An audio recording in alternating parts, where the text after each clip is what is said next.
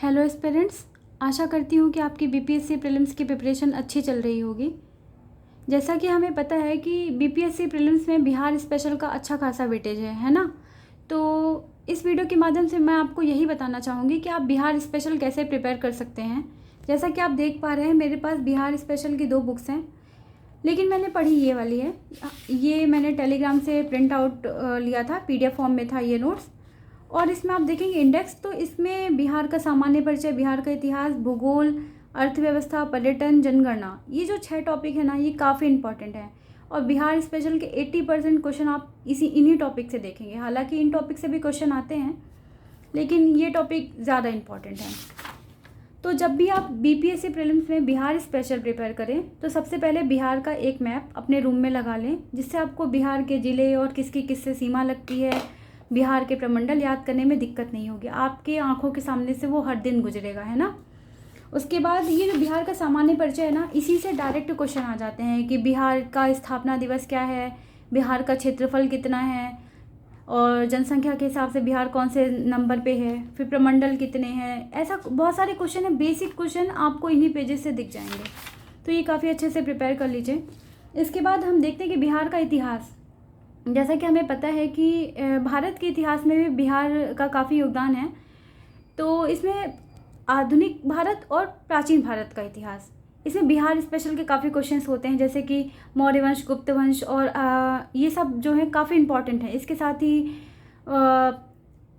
जैन धर्म, बौद्ध धर्म, ये सारे क्वेश्चन जो होते हैं ना, वो बिहार के स्पेशल क्वेश्चंस भी होते हैं, साथ ही ये हिस्ट्री के क्वेश्चन भी होते हैं।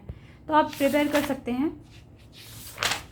यहाँ पे आप देखेंगे कि मैंने पूरी क्रोनोलॉजी सेट कर ली है, क्योंकि कभी कभी ना वंश जो है उनकी क्रोनोलॉजी आ जाती है। तो मैंने यहाँ पे सारे लिख लिए लाइन से कि पहले कौन सा स्थापित हुआ, फिर कौन सा हुआ, फिर किसकी स्थापना किसने की, अंतिम शासक कौन सा है, और उनकी राजधानी क्या थी। ऐसे में क्या होता है ना कि कई बार कन्फ्यूज़न होता है कि इस वंश का अंतिम शासक कौन था, संस्थापक कौन था। तो सारी चीज़ें मैंने एक जगह लिख ली है, तो मेमोराइज करने में ईजी होता है। आप भी ऐसा कर सकते हैं। एक तो क्रोनोलॉजी बन जाएगी, दूसरी बात सब आपको एक नज़र में दिख जाएगा, है ना।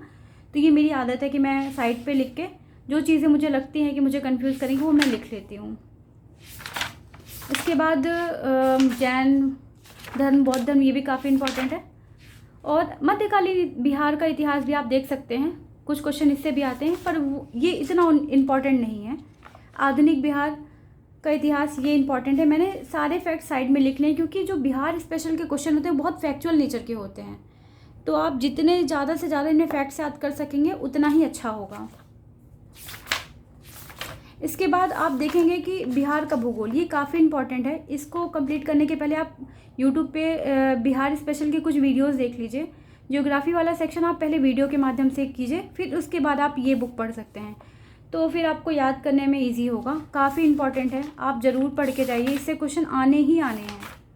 बिहार की नदियाँ, पहाड़, पर्वत, ये जो भी चीज़ें हैं।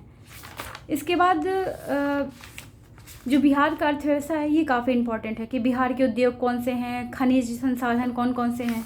इसको आप बहुत अच्छे से प्रिपेयर करके जाइए। कभी कभी जैसे आपने देखा होगा कि हर बार खनिज से 1-2 क्वेश्चन आते ही आते हैं। इसके बाद पर्यटन से भी देख सकते हैं, क्योंकि पर्यटन को बढ़ावा देने के लिए बिहार सरकार काफ़ी प्रयास कर रही है। तो कौन सा सर्किट कहाँ कहाँ है, ये आप देख सकते हैं। ये काफ़ी इंपॉर्टेंट सेक्शन है।